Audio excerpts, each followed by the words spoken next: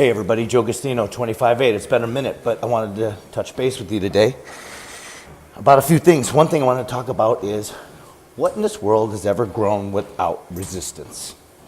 Think about growth. Think about your personal growth. Think about anything that's living. Anything that is living in yourself has always grown through some form of resistance, some form of hard, chaotic resistance. And I think we need to make a point of really recognizing that. We all want to be joyful. We all have this sense of joy, this sense of well-being that lifts us up and brings us closer to more happiness.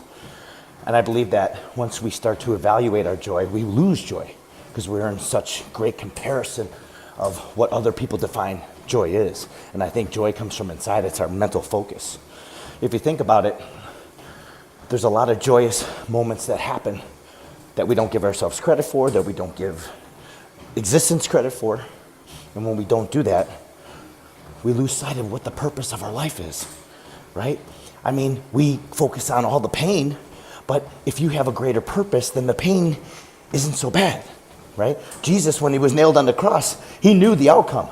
He knew it before he went in, but he wasn't sitting there worrying about the pain. He wasn't sitting worrying about the hammer and the nails being driven into his body, or the people spitting on him, or the blood, or the crown of thorns. He was thinking about the outcome, right? He was thinking about what was going to be the result of his action. He knew the sacrifice.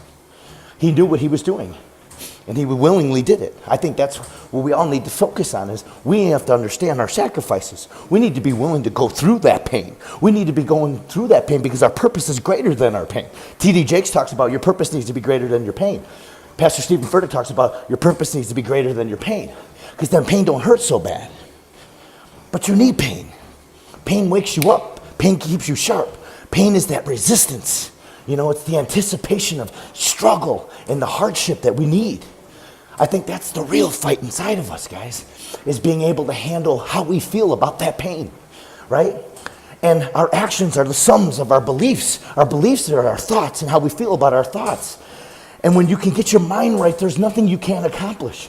Getting your mind right, guys, puts you in a position to move forward at such a great pace, right? Then the resistances, they come from all different directions, and you willingly accept those resistances, and you blast through them. You perpetuate everything, right? You're anticipating, and there's always going to be this growth, perpetual growth. My buddy Alec Eckert talks about perpetual growth, and it's growth through resistance and climbing and crawling and scratching, but learning and developing and growing in the meantime. And I think, guys, without that vision of knowing that there's great joy at the end, then you only see the darkness. David Goggins says the only way you don't see light and the only way you don't appreciate light is because you get adjusted to the darkness. Now, the darkness is a double-edged sword. See, I love darkness. You know why I like darkness? Because it tears me down. Darkness tears me down. It makes me reflect on my insecurities. It makes me reflect on the things that I'm inconsistent with. It puts me in check. It makes me accept the things that I haven't accepted about myself and wanted to make better differences with. It helps me stay focused because it doesn't go away until you make it go away. I think it's a wonderful thing, guys. I think pain and struggle and resistance, and it's got to be hard. All that stuff is really good stuff because without that, I mean, what are you living for? You know?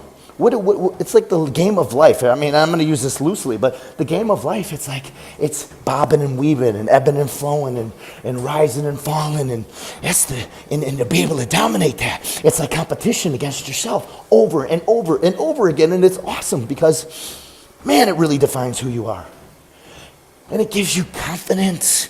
But do you want to be that person that sits with nothing to offer, nothing to give to the world? Because you have no focus.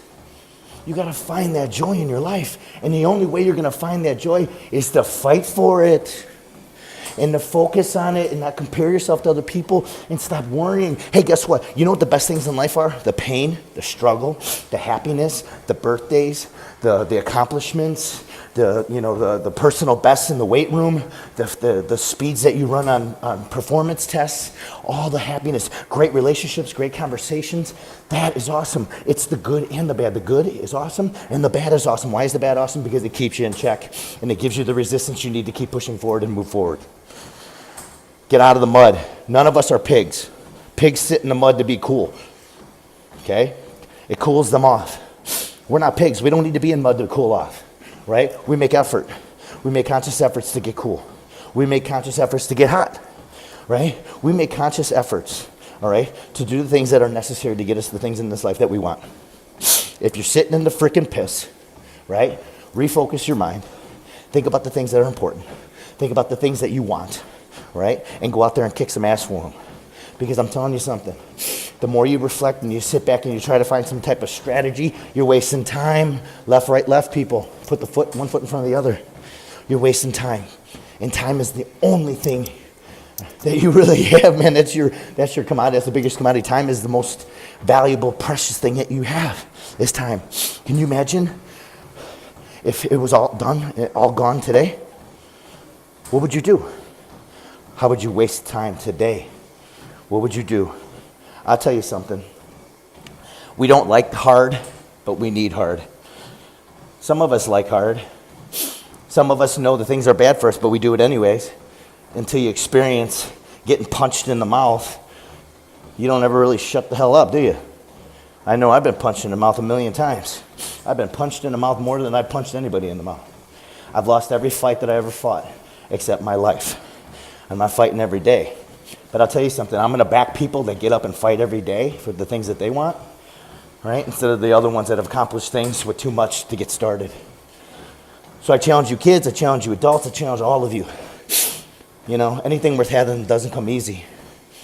And if you want life to be joyous, it's a focus, it's a framework, it's a get the fuck up and get going, right? And say that to yourself when that bell in the morning rings and it's time for you to get up, get the fuck up and get going. Just get up and get going and see how it works. If it works for you, awesome. If it doesn't, keep adjusting, right? There's no easy way. There's no simple plan. There's no simple framework because Ed Milet may say this works and it doesn't work for everybody. Bedros Keuilian may say this works and it doesn't work for everybody. You know, Shannon Graham says, this is the way you need to think and this is how you're going to be successful. Tony Robbins says this. Les Brown says this. Dr. Miles Monroe says this. David Maxwell says this. All these people, or John Maxwell, David Goggins, all these people, they say this is this. Guys, that's just their personal experiences. It's their personal experiences against the resistance that they face. And they come up with some type of an outcome, right? Some of the literature that they've read, the studies that they've read, the things that they've experienced, the people that they have talked to, the hundreds and hundreds of conversations that they've engaged in. But I know one thing about myself. When I'm in the fight, I'm never happier. It's when I quit myself that I start to lose. Joe Agostino, 25-8.